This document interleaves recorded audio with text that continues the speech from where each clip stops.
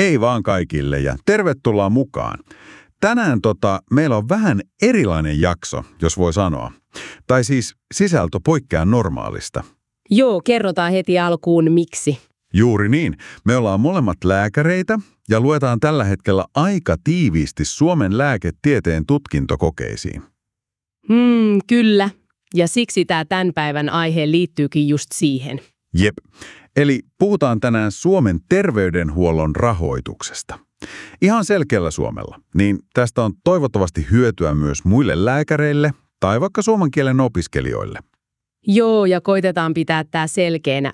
Palataan sitten kokeiden jälkeen tuttuihin aiheisiin. Kyllä, mutta nyt siis aiheeseen. Mistä ne rahat Suomen terveyspalveluihin oikein tulevat?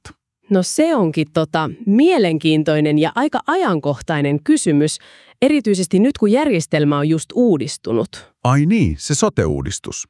Juuri se. Eli vuoden 2023 alusta lähtien vastuu näistä julkisista sote-palveluista siirtyy kunnilta pois. Nyt ne palvelut järjestää 21 hyvinvointialuetta plus Helsingin kaupunki. Okei, eli siis terveyskeskukset, neuvolat, sairaalat, kaikki on nyt näiden hyvinvointialueiden hoidossa. Just näin. Ja tavoitteena on, että palvelut olisivat tasapuolisempia kaikille, asuipa missä päin Suomea tahansa. No, sehän kuulostaa hyvältä periaatteessa. Ja perustuslakikin kai velvoittaa siihen, että palvelut turvataan. Kyllä. Perustuslaki takaa kaikille riittävät sosiaali- ja terveyspalvelut. Ja käytännössä nämä hyvinvointialueet on nyt se ydin, jotka tämän hoitaa. Valtio tukee niitä rahallisesti. Mutta ei pelkästään julkinen puoli hoida kaikkia. Onhan meillä yksityisiä lääkäriasemia ja järjestöjäkin. Joo, totta kai. Yksityiset yritykset ja järjestöt täydentää palveluita, mutta se päärahoitus tulee silti muualta. No mistä se raha sitten pääasiassa tulee? Onko se valtio? Suurin osa tulee valtiolta kyllä. Valtio antaa hyvinvointialueelle rahaa, sellaista yleiskatteellista rahoitusta. Ja sen määrä perustuu siihen, millaisia palvelutarpeita kullakin alueella arvioidaan olevan. Väestön ikärakenne ja sairastavuus vaikuttaa paljon. Ahaa, eli valtio antaa könttäsumman ja alueet päättää käytöstä. Periaatteessa joo, mutta valtio myös säätelee esimerkiksi asiakasmaksuja lailla, eli mitä potilaalta saa periä. Niin ne asiakasmaksut, eli me potilaat maksetaan myös osa itse. Ne terveyskeskusmaksut ja poliklinikamaksut. Juuri ne, mutta tärkeä juttu on se, että niissä on katto, vuosittainen maksukatto. Joo, muistan kuulleeni tästä. Mikä se raja olikaan? Vuonna 2025 se raja on 762 €. Okei, 762 € vuodessa. Kyllä. Ja kun olet maksanut julkisia sote-maksuja sen verran kalenterivuoden aikana, niin suurin osa palveluista on sulle loppuvuoden maksuttomia. Se on tosi tärkeä tieto monelle. Se estää sen, että sairauden takia tulisi ihan kohtuuttomia kuluja. Aivan. Se on keskeinen osa tätä järjestelmää. Mutta entäs Kela? Se nimi nousee aina esiin terveydenhoidosta puhuttaessa. Mikä Kelan rooli tässä rahoituskuviossa on? No Kelalla, eli Kansaneläkelaitoksella, on tosi iso rooli myös. Kela hoitaa sitä pakollista sairausvakuutusta. Se on osa sosiaaliturvaa ja kattaa kaikki Suomessa asuvat. Ja mitä se Kela sit korvaa? No se korvaa osan kuluista, jos käytät esimerkiksi yksityistä lääkäriä, tai ostat reseptilääkkeitä apteekista, tai jos sulle tulee matkakuluja hoitoon liittyen. Selvä. Eli Kela ikään kuin paikkaa sitä potilaan omaa osuutta tietyissä tilanteessa. Juuri niin. Ja se Kelan sairausvakuutus jakautuu 2 osaan. Okei. On ensinnäkin sairaanhoitovakuutus, sitä rahoittaa valtio, ja me kaikki vakuutetut, eli työntekijät, yrittäjät, eläkeläiset, maksetaan sellaista sairaanhoitomaksua.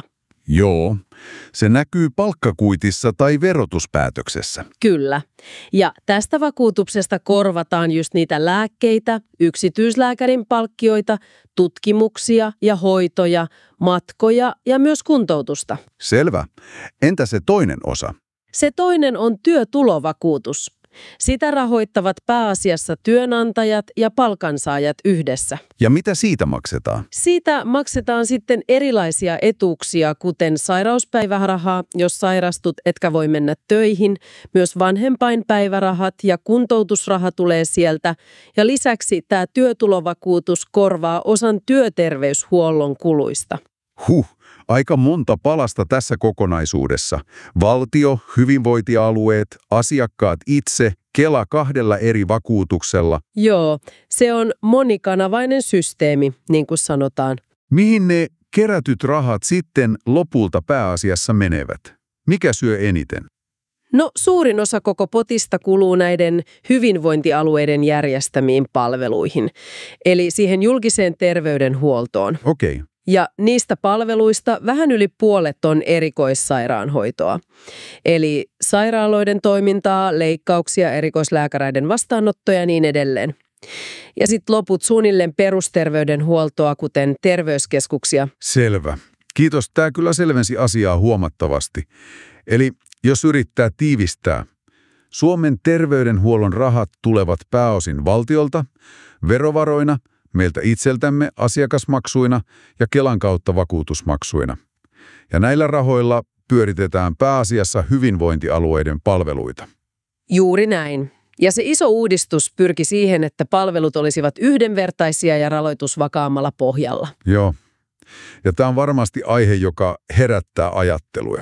Varmasti. Jos sulla, joka kuuntelet, heräsi kysymyksiä tai kommentteja, niin kirjoita ihmeessä tuonne kommenttikenttään. Olisi kiva kuulla ajatuksia. Kyllä, keskustellaan siellä lisää. Kiitos paljon, että kuuntelit tämän vähän erilaisen syväluotauksen tähän aiheeseen. Joo, kiitos munkin puolesta. Toivottavasti tästä oli sulle apua tai uutta tietoa, olitpa sitten valmistautumassa kokeisiin, opiskelemassa kieltä tai muuten vaan kiinnostunut. Tsemppiä opintoihin ja töihin. Niinpä. Ja hei, voisit vielä lopuksi miettiä, että miten tämä rahoitusmalli oikeastaan näkyy sun omassa arjessa? Tai mitä se voisi tarkoittaa tulevaisuuden palveluille? Pohdittavaa riittää. Hyvää jatkoa.